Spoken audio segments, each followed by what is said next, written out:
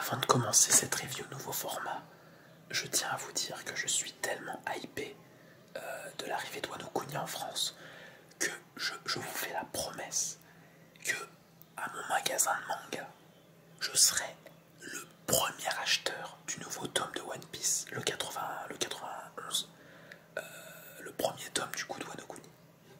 Et je n'ai absolument aucune idée de pourquoi je chuchote. C'est peut-être pour pas réveiller Ronflex là-bas. Il dort. Cette intro n'a aucun sens.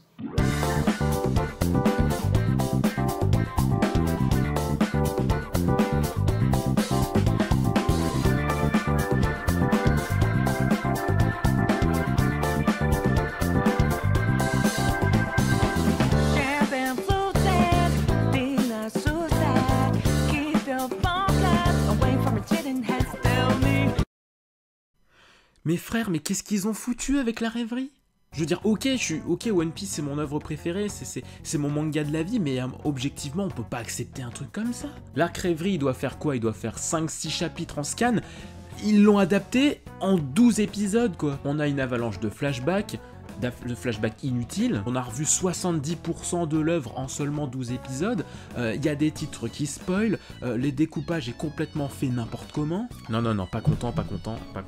L'effet de surprise de la prime de Luffy par exemple, vu qu'ils ont été obligés de séparer ça en 2-3 épisodes, mais c'était pas du tout digérable, ça nous a pas du tout fait le même effet que nous à l'époque avec les scans. Franchement j'ai de la peine. Pour vous qui avez découvert ça en animé, j'ai vraiment de la peine pour vous, parce que vous vous êtes tapé une information, 10 minutes de flashback, une révélation, tandis que nous, chaque semaine, c'était 3-4 révélations à la suite, quoi. 3 épisodes, ça faisait même pas 2 chapitres entiers, quoi, mais oh, Jesus Christ. Ah ouais, non, c'était super compliqué à regarder, et ok, je suis d'accord, on revoit beaucoup de personnages, une piqûre de rappel, ça fait jamais de mal parce qu'effectivement on n'est pas tous comme vous et moi à regarder One Piece de façon très assidue, à lire en manga, à regarder des jeux vidéo, voilà. Des personnes comme nous, ok, on a bien l'histoire en tête, mais il y a des personnes qui ont regardé One Piece qu'une seule fois, qui n'ont jamais rematé aucun épisode et qui du coup quand ils en arrivent là, bah ok.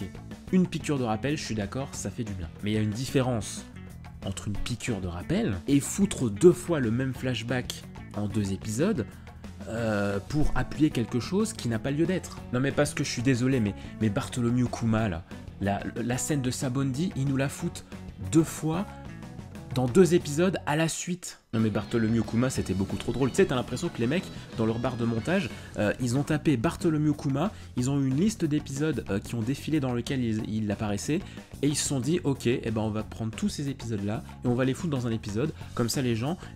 Ah bah, je peux te dire qu'ils vont se rappeler de qui c'était. Hein. Non mais on est d'accord que c'était franchement de l'abus, qu'il y avait plein de flashbacks qui ne servaient absolument à rien. Et c'est vraiment dommage parce que c'était vraiment un arc ultra important à l'époque des scans, mais c'était juste un orgasme sans nom chaque semaine, alors que là, c'était une torture sans nom chaque semaine, quoi.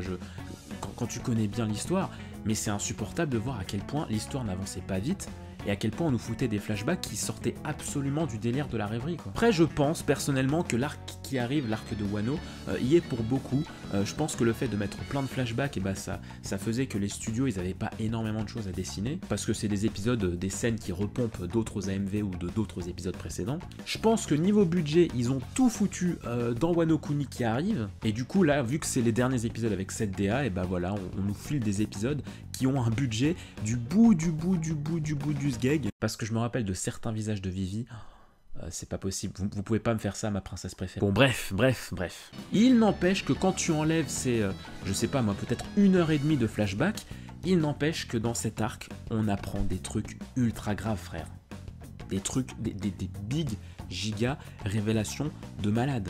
Ta vision entière de l'œuvre, elle est complètement décomposée là. Luffy est surnommé le 5e empereur. Big Mom a l'intention de se ramener à Wano Kuni. Kaido a une dette vitale envers Big Mom. Ces 2 lascars faisaient autrefois partie d'un même équipage. Pour la première fois, on nous parle des Rocks, qui sont donc les pirates qu'a dû affronter Roger avant son ère. On voit enfin de façon beaucoup plus précise la géographie de Marijois. Les chefs révolutionnaires se sont infiltrés à Marijois pour libérer Bartholomew Kuma qui est désormais un esclave des dragons célestes. Bonnie de la pire génération est en réalité une sorte de souveraine lorsqu'elle est en mode vieille. Le dragon céleste du flashback de la mère de Shirahoshi est devenu gentil et prouve que tous les dragons célestes ne sont pas des pourris mais qu'en plus il appartient à la famille de Doflamingo. Shanks se ramène au calme devant les doyens, il y a un chapeau de paille géant dans les sous-sols de Marijois, et enfin, il y a un personnage chelou qui fait des 5 doyens ses biatchs et qui s'assoit sur le trône qui gouverne le monde, un trône qui est censé être gouverné par absolument personne. Donc en quelque sorte, il y a un roi du monde, ou une reine, dont tout le monde ignore l'existence à part une poignée de personnes. On apprend trop de choses, frère, on apprend trop de choses, c'est un délire. Et encore une fois, mettez-vous bien en tête qu'à l'époque des scans, mais 3-4 épisodes de ce que vous aviez vous, c'était l'équivalent d'un seul chapitre. Il y a des pages, t'étais obligé de les lire 3 fois pour être sûr d'avoir bien compris, tellement il y avait d'informations qui t'arrivaient dans la gueule. Ah oui, et puis aussi on voit enfin pour la première fois, enfin en tout cas on aperçoit le troisième amiral qui semble ne pas avoir bouffé depuis des lustres et qui en plus a l'information que Vegapunk est en train de construire quelque chose qui remplacera complètement les Shichibukai. Voilà. Mais le pire, c'est que cette espèce de sadique de Oda, c'est que il te balance une énorme révélation, après on passe à complètement autre chose, une autre révélation qui n'a rien à voir, et ainsi de suite, et on a juste plein d'interrogations, mais on n'a aucune réponse, on a zéro réponse, on se croirait dans Lost. Oda, calme-toi, je suis ton lecteur, mais je suis avant tout un être humain, j'ai besoin de me reposer. Mais alors là, je peux te dire qu'à l'époque sur internet, les théories, mais il y en avait des dizaines par jour qui tombaient, quoi. Là, c'était clairement la chasse au trésor. The Fiesta is coming. Tellement d'interrogations sur qui Shanks est sur le point de parler aux doyens pour que les doyens soient en mode au calme, ok on t'écoute quoi. Genre Shanks il se rend dans l'endroit le plus dangereux qui soit pour parler de quelqu'un, ça doit vraiment être un sujet grave. À moins que effectivement Shanks soit un connard depuis le début et qu'en fait papa revient à la maison. Il y a une théorie que j'aimais bien, c'est celle où effectivement selon certaines personnes, Im-sama, le jardin dans lequel il se trouve, en fait ce serait le jardin dans lequel pousse la quasi-totalité des fruits du démon. Parce que souvenez-vous, lorsque Spandam donnait son fruit de la girafe et du loup là aux zinzins du CP9, il était en mode ouais mais moi j'ai des contacts dans le gouvernement mondial qui m'ont donné ça donc je vous les offre. Pareil pour Doflamingo, on n'a jamais su comment le mec il a retrouvé le fruit exact dont il avait besoin. Or on sait que Doflamingo était très lié au gouvernement mondial, que c'était un Tenryubito, donc ça serait au final plutôt logique que effectivement cette espèce d'endroit luxurieux où réside Im-sama, ce soit là où naissent en fait, où pondent les fruits du démon. Et ça c'est un point que j'adore dans One Piece, c'est que même si on en a fini avec Doflamingo, même s'il est en prison ce fils de lâche, il a toujours une répercussion ultra stylé sur l'histoire parce que ce petit gaillard de Doflamingo, Luffy l'a battu, mais Doflamingo n'a jamais révélé tous les secrets qu'il avait en tête. Il a sûrement connaissance de Im-sama et de toutes les reliques cheloues qui se passent dans les secrets dans les sous-sols de Marijois, parce que pour l'instant on n'a vu qu'un chapeau de paille géant, mais qui sait, il y a peut-être d'autres choses.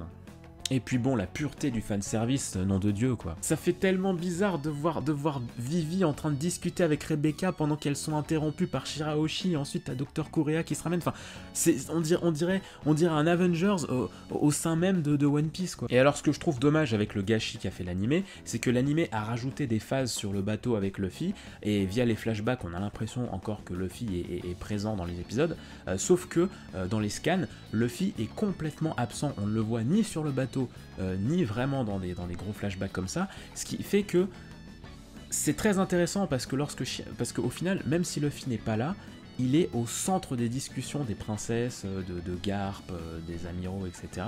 Et du coup, l'effet était assez stylé parce que même si Luffy était absent totalement de l'arc, il était présent quand même malgré tout dans le cœur des personnages. Ah oui, et puis d'ailleurs, un petit clin d'œil que j'ai trouvé très sympa, dans l'épisode où on a les 4 généraux de l'armée révolutionnaire qui viennent en aide à une jeune fille sur une île, et bah c'est pas du tout dit dans l'épisode, mais cette jeune fille, en fait, c'est une jeune fille que Ace a secourue il y a longtemps. C'est un personnage, je ne me souviens plus du tout de son nom, mais qui appartient aux histoires courtes dédiées à Ace qui recherche Barbe Noire. Et du coup, voilà, je trouve ça touchant qu'on la revoie, qu'on voit ce qu'elle est devenue. Mais voilà, il faut savoir qu'elle a été secourue par Ace il y a 2 ans de cela. En tout cas, j'essaye de me réconforter en me disant que l'arc Wano sera par contre terrible et que ça sera vraiment un orgasme sans fond. Mais en tout cas, en attendant, moi j'ai vraiment de la peine pour vous qui avez découvert cet arc en animé sous cette forme, avec ce rythme-là. Ça vraiment dommage qu'ils aient foiré cet arc, parce qu'il est quand même ultra important. On se prend des révélations toutes les 2 pages, et c'est quand même un arc qui, selon moi, est une esquisse des derniers arcs de One Piece, quoi. On a vraiment un tease des derniers mystères de l'œuvre entière. Et ce qui me fait marrer, c'est que genre quand l'arc Rêverie a commencé en animé, il y avait eu l'annonce comme quoi Wano débuterait en juillet, et du coup les gens ils étaient là, ouais mais non mais vu le peu de chapitres qu'il y a à Rêverie, c'est sûr qu'on va se taper des épisodes filler, quoi. Eh ben non, pas du tout, c'est juste que les mecs ils ont été à 2 à l'heure. Et encore une fois, ça me rend ouf parce que je suis d'accord qu'il y a des flashbacks qui sont utiles. Il y a un épisode qui résume l'intégralité des arcs du Nouveau Monde. Et en soi, c'est pas con parce que Wano au final a été teasé depuis le tout début du Nouveau Monde. C'est depuis le tout début du Nouveau Monde qu'on nous met en place les opérations pour abattre Kaido. Donc effectivement, pour ceux qui n'ont jamais revu les arcs, c'est intéressant de nous rappeler quelles étaient les différentes phases avant d'arriver à Kaido. Mais il aurait fallu faire ça dans un épisode filler et pas au milieu de révélations où on voit Shanks qui arrive dans... Je vais me calmer en lisant un peu de la suite de Fire Force, l'animé qui arrive début juillet. Je suis comme un malade, j'ai trop hâte que cet anime commence. Je vous en supplie, regardez Fire Force quand ça va commencer sur ADN. Vous allez juste péter un câble, c'est un bon shonen comme on les adore. Bon, sinon j'espère que cette nouvelle formule de review t'a quand même plu. Je vais essayer de faire ça régulièrement pour les 2 prochains épisodes qui arrivent, je sais pas, mais en tout cas pour Wano, je vais essayer de faire une petite review comme ça parce que voilà, je pense à ceux qui ne regardent que en animé qui ont envie que je parle de One Piece. Je pense à vous les gaillards. Mais c'est encore mieux si vous pensez à vous abonner, à activer la petite cloche, à mettre un pouce en l'air et à aller rejoindre l'équipage d'All Blue Channel.